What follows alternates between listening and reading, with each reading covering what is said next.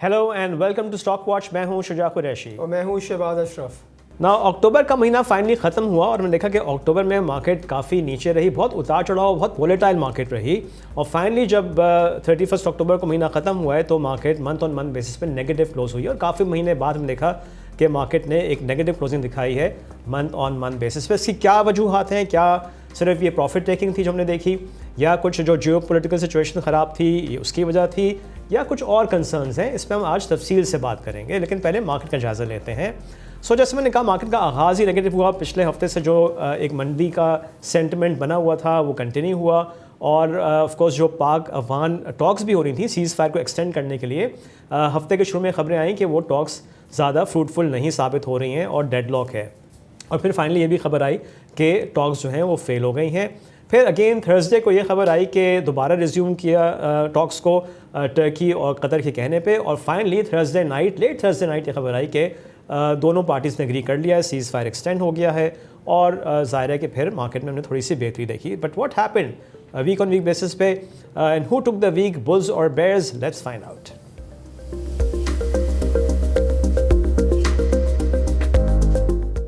Once again bears took the week, despite जो हमने last trading session जो Friday का था हमने एक रिकवरी देखी, लेकिन फिर भी वीक ऑन वीक बेसिस पे इंडेक्स 1672 पॉइंट्स नीचे बंद हुआ है या 1% एट 161,632। और याद रहे कि एक मौके पे थर्सडे को इंडेक्स 157 से भी नीचे ट्रेड हुआ था इंट्राडे बेसिस पे। इस हफ्ते के गेनर्स और लूजर्स पर भी नजर डाल लेते हैं। अगर गेनर्स की बात की जाए तो इस हफ्ते सबसे ज़्यादा इजाफा एसएस ऑयल मिल्स की प्राइस में हुआ जो 22.4% इंक्रीज नजर आया।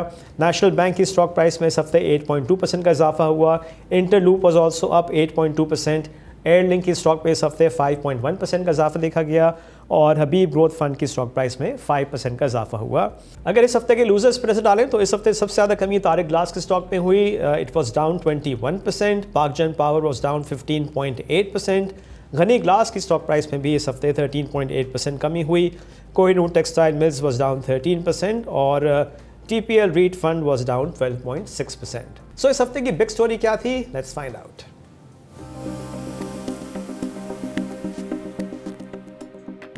बिग स्टोरी की तरफ मैंने इशारा कर दिया है कि इस हफ्ते की बिगेस्ट स्टोरी थी पाकिस्तान अफगानिस्तान की जो टॉक्स चल रही थी सीज़ फायर को एक्सटेंड करने के लिए। इनिशियली ये खबर आई कि टॉक्स में कोई ख़ास प्रोग्रेस नहीं हो रही है। इनफैक्ट वेंसडे को ये खबर आ गई कि टॉक्स फेल हो गई हैं।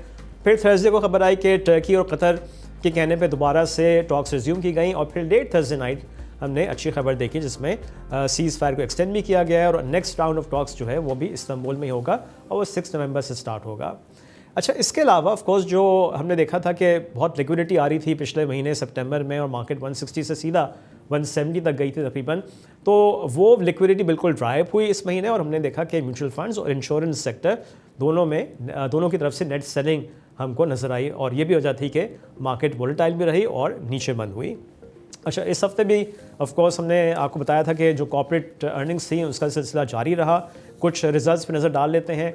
सिस्टम्स लिमिटेड की अगर बात की जाए तो सिस्टम्स ने कंसोलिडेटेड बेसिस पे थर्ड क्वार्टर में ₹1.90 की अर्निंग्स पर शेयर डिक्लेयर की, विच is up 5% quarter on quarter. और इस तरह से जो 9 मंथ्स की अर्निंग्स हैं वो अब ₹5.40 हो गई हैं। अगर हम थर्ड क्वार्टर की हाईलाइट्स पे नज़र डालें तो net sales were up 11% quarter on quarter 20.7 billion rupees की रहीं। इनकी other income was negative 117 million की और gross margins were up 4.3 percentage points quarter on quarter basis पे। ग्रॉस मार्जिन्स 29.7% रहे। तो शहबाज, अगर आपसे हम एनालिसिस करें सिस्टम्स का तो रिजल्ट कैसा था? अगर आप देखें Systems for the past how many quarters sales growth तो हम देख रहे हैं और हम ये भी देखा है सिस्टम की लास्ट अगर हम 5-6 साल देखें तो ट्रिमेंडस सेल्स ग्रोथ है both in terms of dollar terms and both in terms of PKR terms. देख कुछ क्वार्टर्स से they were suffering on margins but I think the highlight of the result इस quarter is the amazing margins. अगर आप देखें last quarter हमने अभी जिक्र भी करा तकरीबन 25% के मार्जिन थे और इस क्वार्टर 29% के मार्जिन थे। इस क्वार्टर जो आपकी अदर इनकम है वो नेगेटिव है। उसका आई थिंक जो मेन रीज़न है आई थिंक बैलेंस शीट ने मेंशन भी करा हुआ है कि एक्सचेंज लॉस है। फॉर द क्वार्टर कंपनी ने तकरीबन 250 मिलियन रुपीज़ का एक्सचेंज लॉस बुक करा है। तो यही चीज़ ऑलमोस्ट हाफ ईयर बेसिस में तकरीबन 450 मिलियन रुपीज़ का एक्सचेंज गेन था और बिकॉज हमें देखा कि स्लाइट मूवमेंट जो है PKR अगेंस्ट जो डॉलर है वो अप्रिशिएट हुआ, उसका मेजर रीज़न आपका ये है। अगर हम ओवरऑल एनालिसिस करें रिजल्ट वाज अबव एक्सपेक्टेशंस। आपकी सेल्स ग्रोथ भी अच्छी थी 11% और आपकी टॉप लाइन ग्रोथ भी डिसेंट जो हमने हमने जिक्र करा, वेयर जो बॉटम लाइन वो सिर्फ 5% आई है। इस क्वार्टर में एक वन ऑफ भी आया है, वो अगर आप देखें share of impairment loss company ने बुक करा है। आई थिंक कुछ हो सकता है कि जो कंपनी पुराने कॉन्ट्रैक्ट एसेट्स हैं उसमें कोई पेमेंट रिसीव नहीं हो रही, तो अकॉर्डिंग टू IFRS 9 अगर एक टाइम लैग हो जाता है तो कंपनी को एक इम्पेयरमेंट बुक करनी पड़ती है। सो ओवरऑल देखें रिजल्ट वॉज वेरी डिसेंट, और हम इस एक्सपेक्ट करते हैं कि अगर हम ये इम्पेयरमेंट निकाल दें रिजल्ट से तो अर्निंग तकरीबन ₹1.90 की आई है वो ₹2.10 हो जाती है। तो आई थिंक पूरे साल कंपनी तकरीबन ₹8 क्लोज कर सकती है। उस बेसिस पे आई थिंक कंपनी का भी फैली वैल्यूड है। बट अगर आप नेक्स्ट ईयर देखें, अगर आपकी बिकॉज इस कंपनी को आई थिंक सेल्स ग्रोथ देखना चाहिए। अगर आप देखें मतलब पास्ट इवन 7 ईयर्स कंपनी की जो एवरेज सेल्स ग्रोथ है 55% है। सो हम ये अज्यूम करें और सिमिलर मार्जिन अज्यूम करें तो अगले साल FY26 के एंड में ये कैलेंडर, बिकॉज ये कैलेंडर बेसिस कंपनी तकरीबन ₹10 कंपनी की अर्निंग आ सकती है।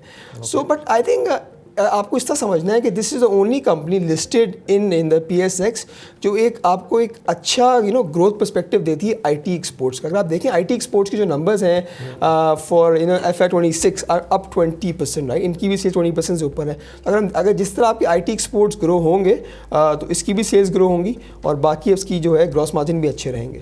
राइट, आई थिंक इसमें यही की क्वेश्चन था कि of course company is very good, we have seen के ओवर द ईयर्स सेल्स में बहुत इजाफा नज़र आया और that is reflected bottom line में कि ये फेयरली प्राइस लगती है। यहाँ से फ़िलहाल अपसाइड पोटेंशियल कितना होगा, अब नेक्स्ट ईयर इतनी अर्निंग्स आती हैं कि नहीं, ये देखना होगा। देखिए आपको ये देखना है कि सेल्स ग्रोथ हो रही है एंड कंपनी देखें इनकी जो सबसे अच्छी बात है कि एक तरह से they are hedged against PKR। तो अगर यहाँ से हमारा रुपया डिप्रिशिएट होता है तो दे विल बेनिफिट, और इनकी जो कॉस्ट है मेजर कॉस्ट वो PKR टर्म्स में होती है and they income comes from different countries. अगर आप देखें फ्रॉम मीना रीजन से भी आती है, फ्रॉम अफ्रीका से आती है, यूरोप से आती है। So they are spread across globally. ये कंपनी ये है कि देखती है कहाँ पेनिट्रेशन कर सकती है और वहाँ से ग्रोथ आती है। सो ये चीज़ लेवल अच्छा है, हमने देखा है। वेदर इट्स अगर हम लेटली हम देखें इसकी मेजर ग्रोथ आपकी मीना रीजन से आई है, स्पेशली सऊदी अरेबिया से। तो वही कंपनी का फोकस है। और कंपनी एक चीज़ और भी लेटली ये करती है कि they have ample cash available. हम ये देखते हैं कि इसकी एक ऑर्गेनिक ग्रोथ तो आ रही है। अगर कंपनी समझती है कोई एक्विजिशंस करने के बाद if they can grow exponentially तो वो भी ऑप्शंस एक्सप्लोर करते रहती है।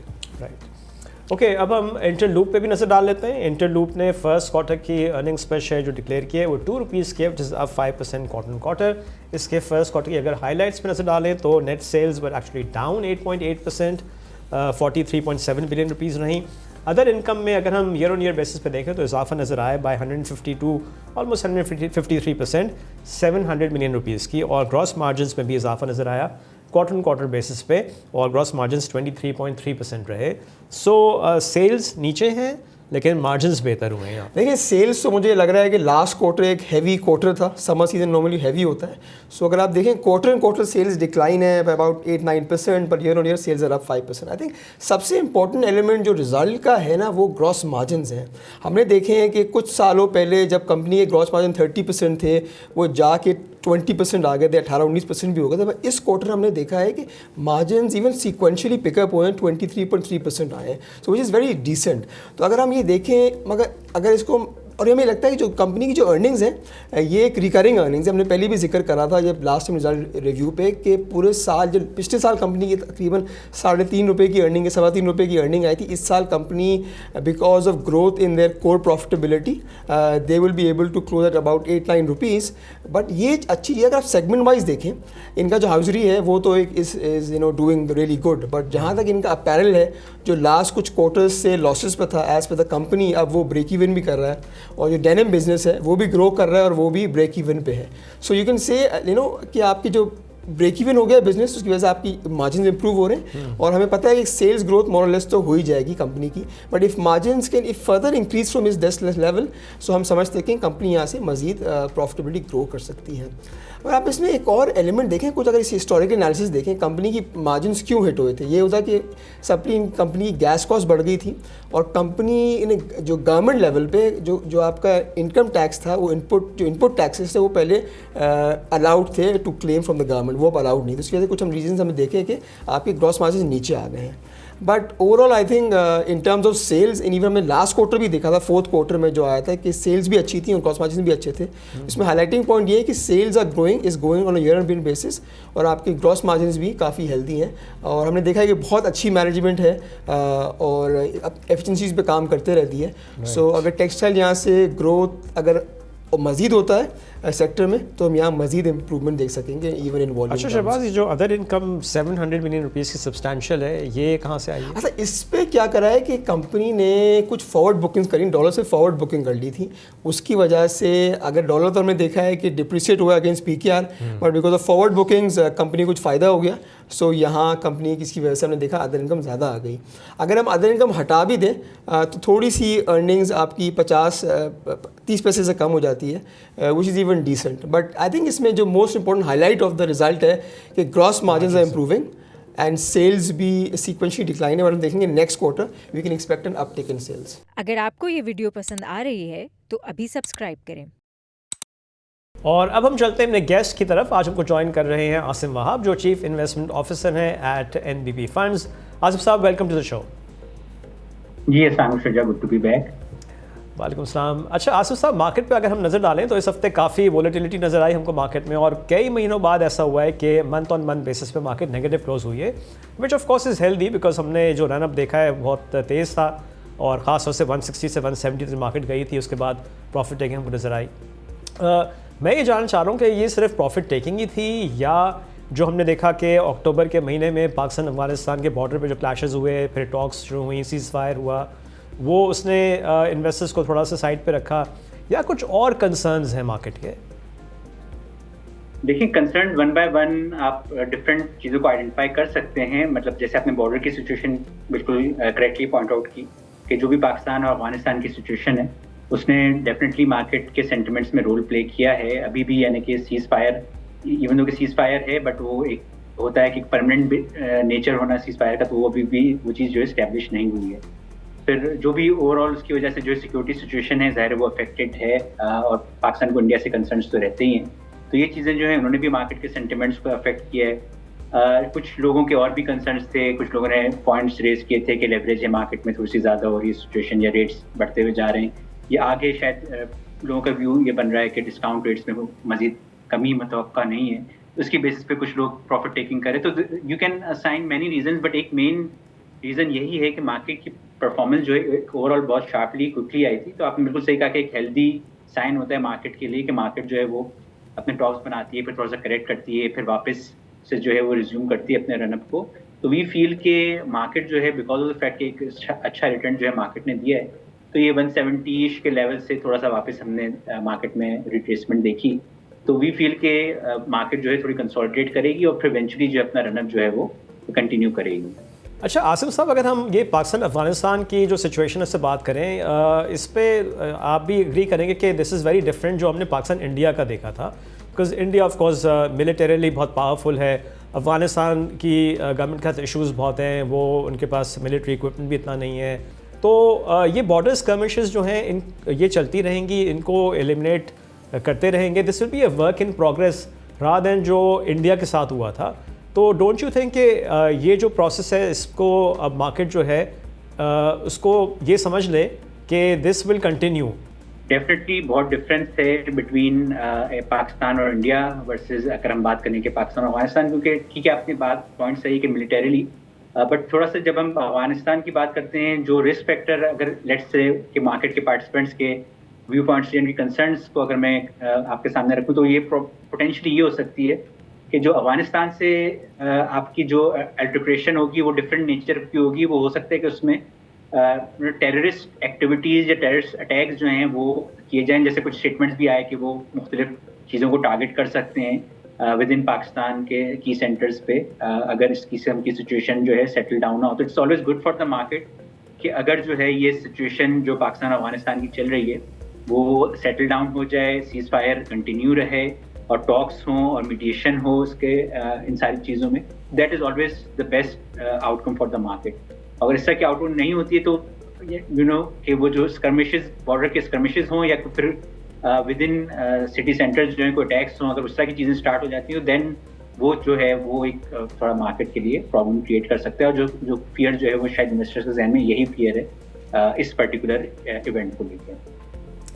अच्छा, इसके अलावा अगर हम जियो पॉलिटिक्स पे हमने डिस्कशन कर ली, क्या इसके अलावा कोई और भी कंसर्न्स हैं as far as the economic data is concern and of course IMF? देखिए यस, अगर आप इकोनॉमिक डेटा की बात करते हैं तो कंसर्न्स IMF को लेके तो मुझे नहीं लगता कि कोई ऐसे मेजर सीरियस कंसर्न्स हैं, बट इकोनॉमिक डेटा को लेके ज़रूर लोगों के थोड़े कंसर्न्स इस्टेब्लिश हुए थे कि जो करंट अकाउंट के इनिशियली फिगर्स आ रहे थे, स्पेशली जो इम्पोर्ट का डेटा आ रहा था, तो उस पे जो है लोगों कंसर्न्स हैं कि कहीं जो है वो जो हम पहले हिस्टोरिकली पाकिस्तान के अप्स एंड डाउन्स के एपिसोड्स जो देख चुके हैं कि जहाँ पे भी इम्पोर्ट का डेटा और ट्रेड का डेटा जो है बलून अप करने लगता है और फिर इवेंचुअली वो करंट अकाउंट में रिफ्लेक्ट होता है और फिर इवेंचुअली हमारे रिजर्व्स वगैरह अफेक्ट होते हैं, उसके बाद जो है वो एक्सचेंज रेट पे इम्पैक्ट आता है और फिर वो सारा साइकिल जो है रिवर्स होता है।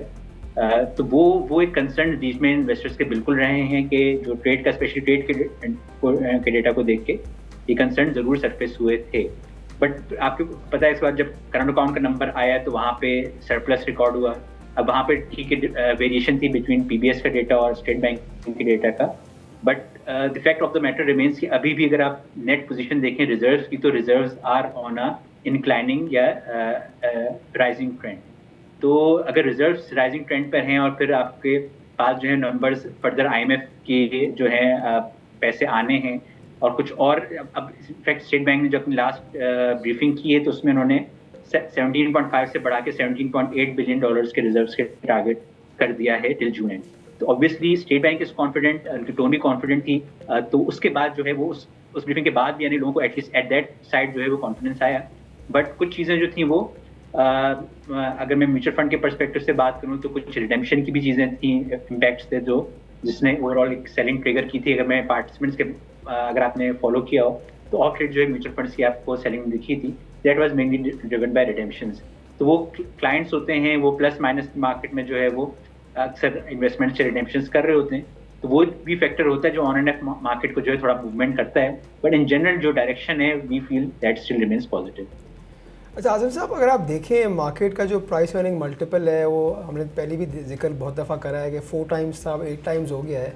So what do you think कि अब कुछ लोग कहते हैं कि market is Fairlie valued at these levels, तो आई थिंक आप लोग की तरफ से कोई नोट भी आया था पहले कि नहीं इस लेवल पे मार्केट या मज़ीद रीरेट हो सकती है, तो आप कुछ बता सकते हैं इन्वेस्टर्स को कि इस लेवल पे मार्केट को अगर रीरेट होना है वो कितना रीरेट हो सकती है और उसके क्या फैक्टर्स होंगे? जी देखिए, बेसिकली हमने पूरा एक स्टडी कंडक्ट की थी इस पे ब्लूमबर्ग के हिस्टोरिकल डेटा को लेके। वहाँ पे हमने ये देखा था कि जो ऑन एवरेज PE 2006 ऑनवर्ड जो है और टिल डेट जो है वो मार्केट का तकरीबन 8-ish के अराउंड रहता है। और लेकिन अगर हम लोग उसको क्वाड्रेंट्स में कहें या उसको अगर हम स्टैंडर्ड डिविएशन को इसमें बाइफरकेट करें तो तकरीबन जो है वो 2.5 standard deviations in 2.5 times price to earnings के मल्टीपल का फर्क हो सकता है on either side, lower side और हायर साइड, अगर हम फर्स्ट स्टैंडर्ड डिविएशन की बात करते हैं। ये चीज़ें थोड़ी टेक्निकल हो रही हैं, बट द पॉइंट इज अगर मैं सिंपल टर्म्स में कहूँ कि वो 8 का जो PE है वो तकरीबन 10.5 के PE तक भी बड़े एक नॉर्मल रेंजेस में स्ट्रेच हो सकता है। उसके बियॉन्ड हमें लगता है कि PEs जो हैं वो एक्सपेंसिव रेंज में आ जाते हैं। That is what the historical data shows. एक और इम्पॉर्टेंट फैक्टर ये है कंसिडर करने का कि जहाँ पे हमने देखा कि मार्केट की ओवरऑल जब मैक्रो इकोनॉमिक्स जो हैं, जहाँ पे हमने देखा कि मिसाल के तौर पे मैं यूरो बॉन्ड यील्ड्स की बात करता हूँ या मैं क्रेडिट डिफॉल्ट स्वैप की बात करता हूँ या ओवरऑल इंटरेस्ट रेट्स की बात करता हूँ या इन्फ्लेशन की बात करता हूँ, अगर इन 4-5 मैक्रो इकोनॉमिक फैक्टर्स को हम लोग कंसिडर करें और उनकी बेसिस पे देखें तो जहाँ पे यूरो बॉन्ड यील्ड्स और क्रेडिट डिफॉल्ट स्वैप्स और इंटरेस्ट रेट्स और इन्फ्लेशन जो है वो एक सर्टेन पैरामीटर विद इन एक रेंज के अंदर रहे हैं, तो वहाँ पे जो हिस्टोरिकल पाकिस्तान के मल्टीपल्स थे ऑन एवरेज जो है 9-9.25 के रेंजेस के रहे हैं, जो कि अभी करंटली 8-ish के अराउंड चल रहे हैं। तो वो जो एक हमें नॉर्मल रेंज रखती है कि अगर हम आज के मैक्रो इकोनॉमिक फैक्टर्स को देखें तो वो उन्हीं रेंजेस को प्रोजेक्ट कर रहे हैं कि शायद 9-9.25 का मल्टीपल जो है हमारा ऑन एवरेज होना चाहिए, और जो स्ट्रेच मल्टीपल अगर मैं कहूँगा कि जो स्लाइटली स्ट्रेच होना चाहिए वो तकरीबन हमारे एस्टिमेट के मुताबिक 10.5-10.5 का बनता है। तो वहाँ तक जो है मार्केट जा सकती है। उसके बियॉन्ड जो है एटलीस्ट हिस्टोरिकल डेटा इंडिकेट ये करता है और पाकिस्तान के मैक्रो इकोनॉमिक साइकिल्स की हिस्ट्री इंडिकेट करती है कि वहाँ पे जो है वो then things start getting a bit expensive, और वहाँ पे जो है फिर इन्वेस्टर्स को थोड़ा सा कॉशियस हो जाना चाहिए। अभी हमें कोई सच साइन ऑफ वरी नहीं लग रहा है until unless से कोई बड़ा मेजर मैक्रो इकोनॉमिक या पॉलिटिकल इवेंट जो है इस चीज़ को ट्रिगर करे। We are quite comfortable.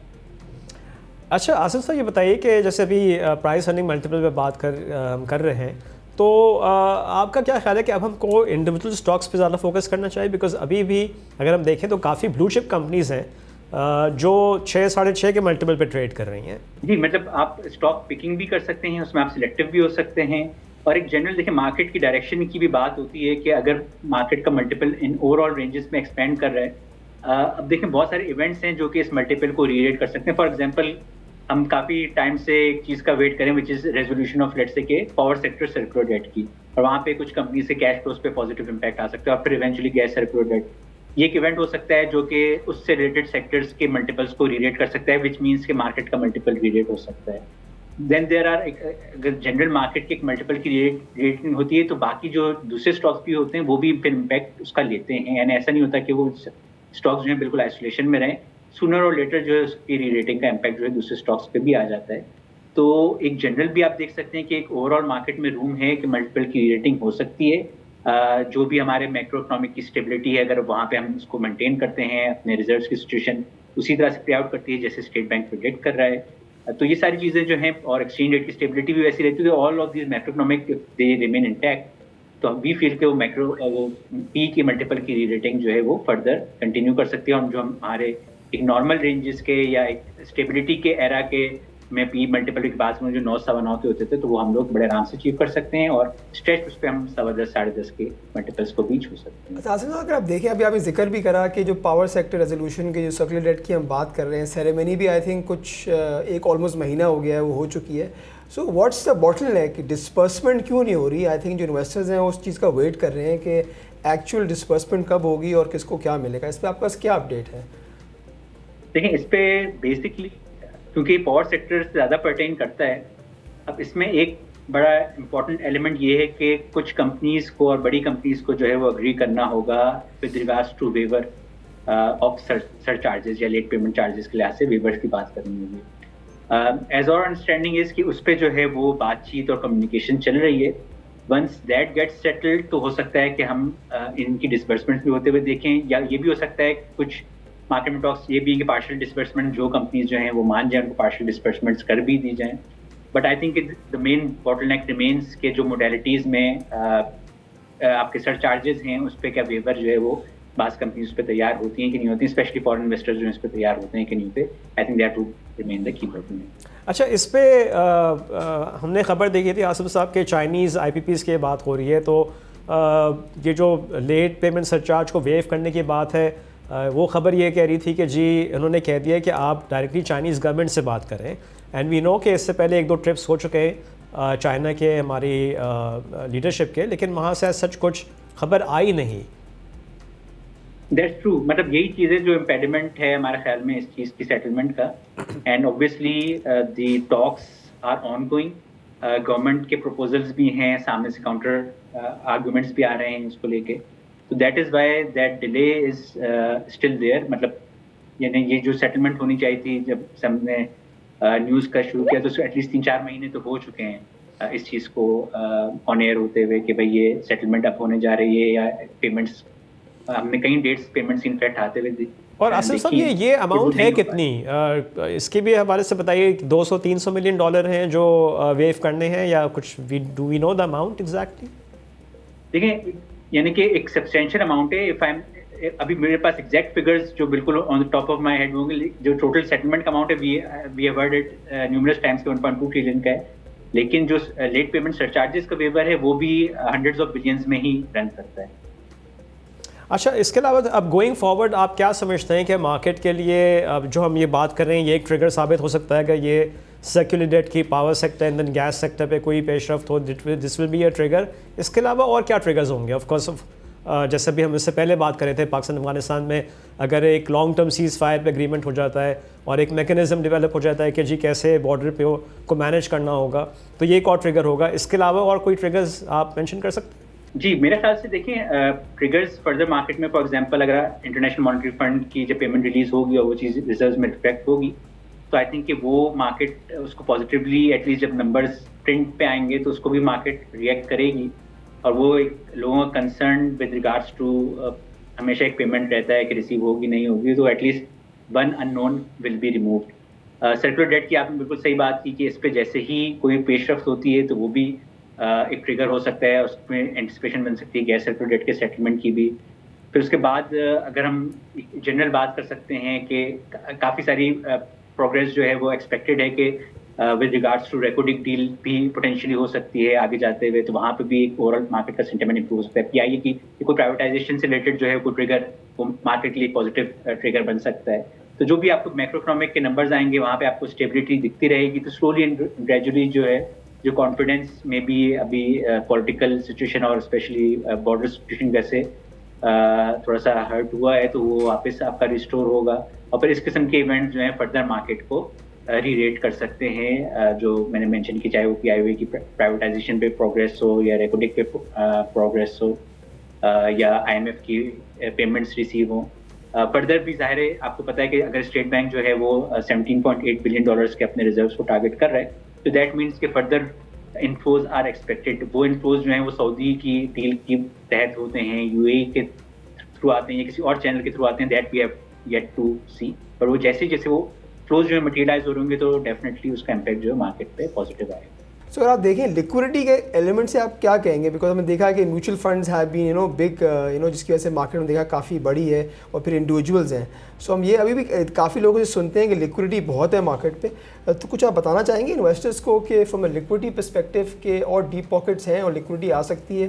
देखिए एज फार एज लिक्विडिटी का अगर आप एलिमेंट देखें तो यस, म्यूचुअल फंड्स के पास भी पोटेंशियल काफ़ी है और इंडिविजुअल लेवल पे भी हम देखते हैं वो भी पोटेंशियल है, और ओवरऑल इंस्टीट्यूशंस का पोटेंशियल भी काफ़ी है लिक्विडिटी डिप्लॉय करने का। चाहे हम वो इंश्योरेंस सेक्टर की बात करते हैं, म्यूचुअल फंड्स की बात करते हैं, लाइफ स्टेट इंश्योरेंस की बात करते हैं, तो वो पोटेंशियल भी है और इंडिविजुअल्स के पास भी जो है वो पोटेंशियल है फर्दर लिक्विडिटी डिप्लॉय करने का।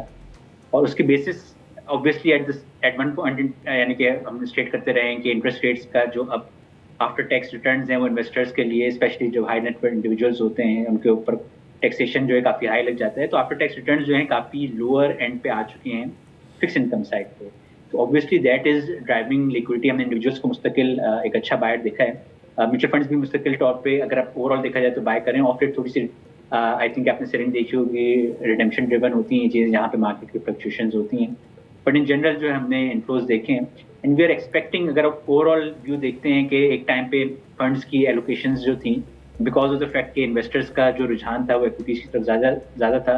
अगर मैं 2017 की पीक की बात करता हूँ तो ऑलमोस्ट 55 to 60% ऑफ जो AUMs थे वो इक्विटी की तरफ होते थे, आज अबाउट 15-16% की तरफ रेंज की तरफ होवर कर रहे हैं। तो एक बर्ड्स आई व्यू लेते हैं तो yes there is that potential.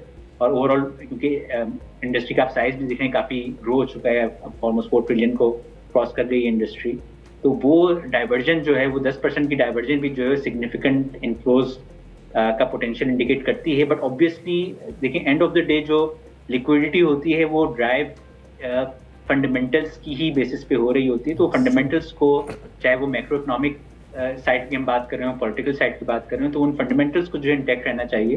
तो लिक्विडिटी जो है फिर हम आते हुए देखेंगे टुवर्ड स्टॉक मार्केट और वो फिर आपकी मल्टीपल रेटिंग को ड्राइव कर सकती है। ठीक है, ओके आसिम साहब, आपका बहुत शुक्रिया। थैंक। और अब हम नज़र डालते हैं अगले हफ्ते के इम्पॉर्टेंट इवेंट्स पे। नाउ वी नो के जो कॉर्पोरेट अर्निंग्स का सीज़न है वो ऑलमोस्ट ख़त्म हो गया है, कुछ रिजल्ट्स अभी भी बाकी हैं और सैटरडे को यानी कि हम देखेंगे कि सुई नॉर्थ की बोर्ड मीटिंग है फॉर FY25 के तमाम रिजल्ट्स की। अच्छा, इसके अलावा मंडे को CPI का डेटा आएगा, इन्फ्लेशन के नंबर्स आ जाएंगे। उस दिन ओ बॉय की बोर्ड मीटिंग है फॉर FY25 के रिजल्ट्स के लिए। वेंसडे को लिव इन फार्मा और SSGC की बोर्ड मीटिंग्स हैं फॉर फुल ईयर रिजल्ट्स, और इसके अलावा PIB का ऑक्शन भी है। थर्सडे को एज़ यूजुअल फॉरेक्स रिजर्व्स का डेटा आएगा और फ्राइडे को SPI का नंबर। अच्छा, इसके अलावा कुछ कंपनीज जिन्होंने डिविडेंड अनाउंस किए हुए हैं वो भी एक्स होने जा रही हैं अगले हफ्ते, उस पर भी एक नज़र डाल लेते हैं। और हमने देखा जो फ्राइडे को तेज़ी भी हुई कुछ स्टॉक्स में, वो काफ़ी में वो स्टॉक्स थे जो लास्ट डे था और मंडे का वो एक्स डिविडेंड हो जाएंगे। उसमें फौजी फर्टिलाइजर कंपनी है, ₹9.5 का डिविडेंड है, मंडे को ये एक्स होके खुलेगा। मीज़ान बैंक भी 7 रुपये का डिविडेंड है, ये भी मंडे को इसकी प्राइस एक्स डिविडेंड हो जाएगी। अभी मेट्रो बैंक 2.5 रुपये डिविडेंड है, बैंक अल-फलाह भी 2.5 रुपये डिविडेंड है। इसके अलावा फैसल बैंक ये 4 नवंबर यानी ट्यूसडे को एक्स होगा।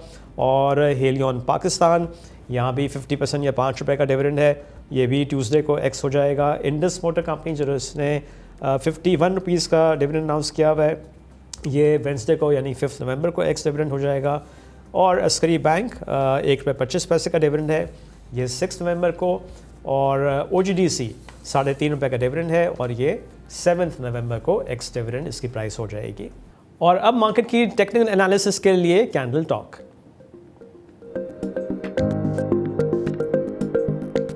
कैंडल टॉक में आज भी हमको शर्जील अहमद ज्वाइन कर रहे हैं जो टेक्निकल एनालिस्ट हैं at Chase securities. Sharjeel, welcome to the show. Thank you Shura for having me. अच्छा शर्जील, हमने देखा है कि इस हफ्ते जो मार्केट इतनी वोलेटाइल रही है और जो इससे पहले एक लो देखा था हमने रीसेंट लो 157,600 जहाँ से मार्केट रीबाउंड हुई थी, दोबारा 167,500 168 तक गई थी। तो इस हफ्ते हमने देखा कि वो 157,600 टेस्ट भी हुआ और उससे भी नीचे मार्केट ट्रेड हुई। इनफैक्ट 157 से भी थोड़ा मार्केट नीचे ट्रेड हुई इंट्राडे बेसिस पे और फिर हमने रिकवरी देखी है। तो अब क्या स्ट्रक्चर बन रहा है इंडेक्स का? बिल्कुल, आई थिंक ये हफ्ता अगर आप देखें तो इनिशियल 4 सेशंस हमने मार्केट को जो है वो नेगेटिव ट्रेड करते हुए देखा और फिर आज हमने जो है वो एक अच्छी रिकवरी देखी जहाँ पे मार्केट ने ऑलमोस्ट 5,000 पॉइंट्स की अपसाइड के साथ जो है वो क्लोज करा। अब अगर हम वेव स्ट्रक्चर को फॉलो करें जो हम डिस्कस करते हुए आ रहे हैं पिछले काफ़ी सेशन से, वो कुछ इस तरह का है कि इसमें हमने थर्ड वेव का टॉप लगता हुआ देखा था नियर 170, उसके बाद हमने इसको फोर्थ करेक्टिव वेव में आता हुआ देखा है। तो फोर्थ वेव में यूजुअली होता है कि ABC में मार्केट नीचे आती है और C में जो है वो A के ये कंसिडरिंग कि ये वेव A थी, उसके बाद ये B में जो है वो रिकवरी करी, इसने ऊपर गया and then it came down back again in wave C। तो C वेव में जो है वो एक नया लो बनता है। तो वो जो वेव C की कैरेक्टरिस्टिक थी वो हमने थर्सडे के लो के साथ जो है वो पूरी होती हुई देखी। अब हमारा ये व्यू था लास्ट वीक कि चैनल के बॉटम के करीब सपोर्ट ले सकता है, यहाँ से हमें एक शॉर्ट टर्म रिकवरी नज़र आ सकती है, बट क्योंकि मार्केट में जो बेयर्स का प्रेशर था वो काफ़ी ज़्यादा था, तो हमने देखा कि जब ये चैनल ब्रेक हुआ तो मार्केट ने 2 सेशंस मजीद जो है वो अपने डाउनवर्ड रन को जो है वो कंटिन्यू करा और ऑलमोस्ट 156,300 के करीब जो है वो अपना लो डिफाइन करा। अब व्यू ये है कि मार्केट में आई थिंक अभी भी स्ट्रैटेजी यही रहनी चाहिए कि बाय ऑन डिप्स पे जो है वो फोकस करना चाहिए टुवर्ड्स द अपसाइड। फिलहाल मार्केट की रेजिस्टेंस इसी चैनल को रीटेस्ट करते हुए 163,000 के लेवल्स के करीब रहेगी। अगर ये लेवल्स ब्रेक होते हैं तो सूरत में फिर हम देखेंगे an extension towards 167,000। However towards downside फिलहाल ये जो लोज है नियर 157,800 या 158,000 ये इनिशियल सपोर्ट लेवल्स रहेंगे। तो any dip in the market या any downside would act as a buying opportunity. Okay Sharjeel, कुछ हम स्पेसिफिक स्टॉक्स पे ही बात कर लेते हैं। अगर हम सबसे पहले नेशनल बैंक को देखें, इस हफ्ते उसने अच्छे गेंस भी दिखाए अबाउट 8% के। तो नेशनल बैंक के अब चार्ट्स क्या दिखा रहे हैं, क्या कोई ब्रेकआउट हुआ है? बिल्कुल, नेशनल बैंक में हमने ये रिसेंटली देखा है कि national bank was actually trading inside और consolidating inside a bullish pennant pattern. आज की जो क्लोजिंग थी वो काफ़ी इंकरेजिंग थी, ऑलमोस्ट 221.84 के लेवल्स के करीब इसने क्लोज करा with N upside of 9.77।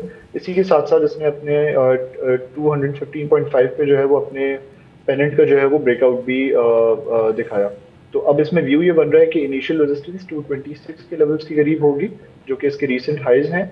Once ये लेवल्स ब्रेक होते हैं तो फिर हम बुलिश पेनेंट के जो थियोरेटिकल टारगेट्स हैं वो 250 के रहेंगे, तो उन लेवल्स को जो है वो टारगेट किया जा सकता है। तो स्ट्रैटेजी ये रहेगी कि ब्रेकआउट के ऊपर एंट्रीज जो है वो रिकमेंडेड है। हाउएवर अगर कोई भी डाउनसाइड आती है और अपनी ये बुलिश पेनेंट को रीटेस्ट करता है नियर 215.5, तो वो एक अच्छी I guess near the support और नियर द रीटेस्ट लेवल जो है वो एक बाइंग अपॉर्चुनिटी रह सकती है। और अगर 215.50 से नीचे क्लोजिंग आ जाती है तो उस सूरत में थोड़ा सा मोमेंटम हम देखेंगे कि फेड अवे होगा और फिर जो पेनेंट का बॉटम है ये पेनेंट की जो लोअर बाउंड्री है उसको ये टेस्ट करेगा नियर 203। तो इन वर्स्ट केस सिनेरियो अगर ये अपने if it turns out to be a fake breakout and it penetrates inside the pennant again, तो 203 would act as our next support level. Okay, moving on to Fauji fertilizer company ना, हमने देखा कि बहुत अरसे से ये एक बैंड में ट्रेड कर रहा है और ऑफ कोर्स ये मंडे को एक्स डिविडेंड भी हो जाएगा 9.5 रुपये जो आज क्लोजिंग हुई है। सो ये जो इसकी कंसोलिडेशन है अब ब्रेकआउट इसमें कहाँ होगा? बिल्कुल, Forgy fertilizer has also been consolidating inside a very thin range since the start of October. हम देख रहे हैं कि ये towards the downside low define करता है near 468 470 and towards the upside जो इसके tops रहते हैं वो 490 के levels के करीब रहते हैं. तो अब इसमें स्ट्रैटेजी ये रहेगी कि अगर तो ये एक्स नहीं होता तो इसमें ब्रेकआउट के ऊपर हम थोड़ा सा एग्रेशन विटनेस कर सकते थे.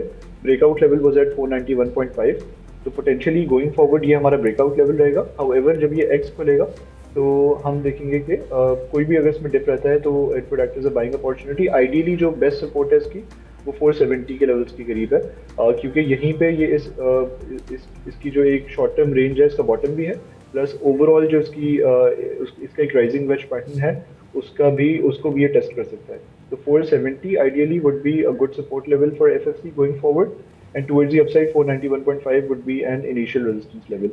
Once 491.5 break होगा तो उस सूरत में हम देख रहे हैं कि जिस तरीके से नेशनल बैंक में हमने बुलिश पेनेंट इन प्ले देखा था, इसमें कंसोलिडेशन जो हुई है वो कप एंड हैंडल पैटर्न की फॉर्म में हुई है.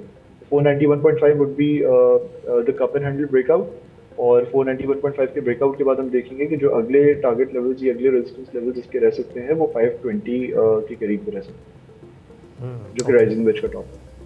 ओके हमने देखा है शर्जील के इस हफ्ते जो मार्केट गिरी बल्कि पूरे महीने में, तो काफ़ी स्टॉक्स जो हैं वो अबाउट 15 और 20% के बीच में भी नीचे आ गए. उसमें से एक स्टॉक अटक रिफाइनरी है विच आई थिंक लॉस अबाउट 18% अक्टूबर के महीने में. तो अटक रिफाइनरी के हवाले से बताइए कि अब इसमें कहाँ जो है वो अगर कोई इंटरेस्टेड हो तो सपोर्ट लेवल कहाँ है इसका? बिल्कुल, ATRL में हमने काफ़ी एग्रेसिव करेक्शन देखी है. ATRL में अगर आपको याद हो जो हमारा लास्ट एनालिसिस था उसमें वी वर डिस्कसिंग कि इसमें एक इन्वर्स हेड एंड शोल्डर की फॉर्मेशन है, जिसमें हमने ये देखा था कि इसका ये लेफ्ट शोल्डर था, उसके बाद ये हेड था, और फिर उसके बाद इसमें हमने राइट शोल्डर की फॉर्मेशन देखी थी. टेक्निकली इसका breakout was at 740, but exactly इन्हीं लेवल्स के करीब डॉटेड ट्रेंड लाइन के टॉप के करीब इसने जो है वो रेजिस्ट करा, रिजेक्शन ली, और फिर हमने वहाँ से इसके अंदर एक करेक्शन अनफोल्ड होती हुई देखी है, जिसके रिजल्ट में हमने देखा कि इसने थर्सडे के सेशन में लो डिफाइन करा नियर 597. तो अगर हम ट्रेडिंग पर्सपेक्टिव से इसको देखें, शॉर्ट टर्म में तो 606 has been its good support. Last time भी जब ये जून में नीचे आया था तो यहीं पे इसने बॉटम आउट करके एक शार्प रिकवरी शो करी थी. यही लेवल्स आई थिंक इसके इनिशियल सपोर्ट लेवल्स रहेंगे. यहाँ पे अगर ये सस्टेन करता है और रिकवरी शो करता है तो टुवर्ड्स दी अपसाइड जो इनिशियल रेजिस्टेंस हमारी रहेगी वो 652 के लेवल्स के करीब रहेगी.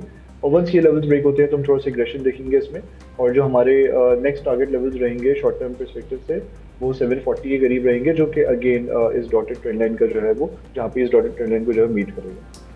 अच्छा शर्जील, अगर अटक रिफाइनरी की क्लोजिंग जो है वो 606 रुपये से नीचे हो जाती है तो फिर इसमें नेक्स्ट सपोर्ट लेवल कहाँ बन रहा है? नहीं, बिल्कुल, I think 606 is an initial support level for ATRL. In case अगर ये इस पर्टिकुलर लेवल को ब्रेक करता है तो सूरत में जो हमारी अगली सपोर्ट होगी दैट विल बी अराउंड 560. 560 बहुत बड़ा गैप है यानी कि? Yes, almost 40 points की रेंज है. अब again it's a 600 rupees stock, तो 7 to 8% की डाउनसाइड हम देख सकते हैं इसमें in case if it actually breaks the 606 वाले levels with good volumes. Okay अच्छा, लास्टली शर्जील PTC पे भी नज़र डाल लेते हैं, बिकॉज PTC में भी हमने देखा है कि अच्छी मूवमेंट्स नज़र आई थी. 4250 तक गया था, फिर चूँकि मार्केट में प्रेशर आया तो ये वापस 35 तक आ गया. तो PTC के चार्ट्स क्या दिखा रहे हैं? PTC में हमने ऑफ लेट काफ़ी अच्छा एग्रेशन देखा है. अगर आपको याद हो तो ऑलमोस्ट इसका हमने ब्रेकआउट लेवल आइडेंटिफाई करा था नियर 27.2. उसके बाद हमने इसके अंदर एक अच्छी तेज़ी की लेग अनफोल्ड होती हुई देखी, जिसका इसने टॉप डिफाइन करा नियर 42.7. अब इसमें व्यू ये है कि हमने रिसेंटली देखा है कि जब इसने करेक्ट करा ऑलमोस्ट 50% अपनी इस रैली का after defining the top at 42.7, तो इसने एक बेस डिफाइन करी नियर 34.5. इस दौरान मार्केट में हमने एग्रेसिव करेक्शन देखी, बट इसने अपने इस पर्टिकुलर लो को ब्रेक नहीं करा. तो 34.7 going forward would be a good support level for fresh accumulation. However towards the upside जो हमारी रेजिस्टेंस रहेगी वो इसका एक ओवरऑल अगर देखें तो एक ब्लू चैनल है जिसमें ये ट्रेड कर रहा है, उसका टॉप रहेगा एट 40 के लेवल्स के करीब हम इसमें इनिशियली एक रेजिस्टेंस आती हुई देखेंगे. हाउएवर अगर 40 के लेवल्स ब्रेक होते हैं तो उस सूरत में हम देखेंगे कि ये अपनी तेज़ी की लेग को एक्सटेंड करेगा और 43 के लेवल्स को जो है वो टेस्ट कर सकता है. ओवरऑल इसमें 5 वेव स्ट्रक्चर हमने देखा है। Third wave was quite aggressive, fourth wave में इसने जो है ये जो है वो नीचे आया, तो हम इसके अंदर फिफ्थ वेव जो है हमें लगता है कि ड्यू है। Okay Sharjeel, thank you very much. और अब हम चलते हैं एक्सपर्ट टेक की तरफ। जी शहबाज, आप क्या समझते हैं नेक्स्ट वीक मार्केट कैसे ट्रेड कर सकती है? I think next week market recovery phase में दोबारा रहेगी, because I think roll over भी खत्म हो गया है, रिजल्ट सीजन भी खत्म हो गया है, और स्पेशली रिजल्ट्स देखे कुछ काफ़ी मिक्स रिजल्ट्स आए, इसकी वजह से कुछ मार्केट का सेंटिमेंट थोड़ा सा नेगेटिव हुआ। और सबसे इंपॉर्टेंटली जो आपकी सिचुएशन जियोपॉलिटिकली थोड़ी सी इंप्रूव हुई है और अभी भी फ्लूइड है, बट आई थिंक वैल्यूएशंस काफ़ी अट्रैक्टिव हो गई हैं। मार्केट ने एक हेल्दी करेक्शन ली है, कुछ स्टॉक्स हैं स्पेशली ब्लू चिप स्टॉक्स हैं वो एक हेल्दी वैल्यूएशन पे ट्रेड कर रहे हैं। सो आई थिंक नेक्स्ट वीक कुछ लिक्विडिटी हम फ्लो देखेंगे और जिसकी वजह से मार्केट रिकवर हो सकती है। आई थिंक जो हमने फ्राइडे को मार्केट में रिकवरी देखी है तो नेक्स्ट वीक वो कंटिन्यू करेगी इनिशियली, और अगेन जैसे मैंने पिछले हफ्ते भी कहा था मार्केट अब रेंज बाउंड लगती है। हमने 5000 पॉइंट्स की ऑलमोस्ट तेज़ी देखी फ्राइडे को। सो इनिशियली मार्केट अगर गैप के साथ खुलेगी थोड़ी प्रॉफिट टेकिंग भी आएगी। अब देखना ये है कि मार्केट किस रेंज में ट्रेड करती है। 163, 500 पे एक रेजिस्टेंस हमको देख सकते हैं। अगर मार्केट उसको ब्रीच करती है तो 165 का लेवल है, तो क्या मार्केट 160-165 के बीच में ट्रेड करती रहेगी, कंसोलिडेट करेगी? अब ये हम नए लेवल्स हमको देखने पड़ेंगे, बट रेंज बाउंड एक्टिविटी रहेगी। अगेन सिलेक्टिव स्टॉक्स में हमको मूवमेंट नज़र आ सकती है बेस्ड ऑन द न्यूज़, जो अभी हमने कुछ ट्रिगर्स डिस्कस भी किए। अगर वो ट्रिगर्स मटीरियलाइज होते हैं तो ऑफकोर्स वहाँ पे हमको मार्केट में उन स्टॉक्स में मूवमेंट नज़र आएगी, और अगर वो of course index heavy weight stocks होंगे तो ओवरऑल मार्केट भी जो है वो तेज़ हो सकती है। So again on the high side profit taking ज़रूर करते रहें, और फिर मार्केट अगर नीचे आती है तो वहाँ पे एक्यूमुलेशन का सिलसिला जारी रहना चाहिए। और ये था इस हफ्ते का stock watch. Have a nice weekend, take care, खुदा हाफिज़।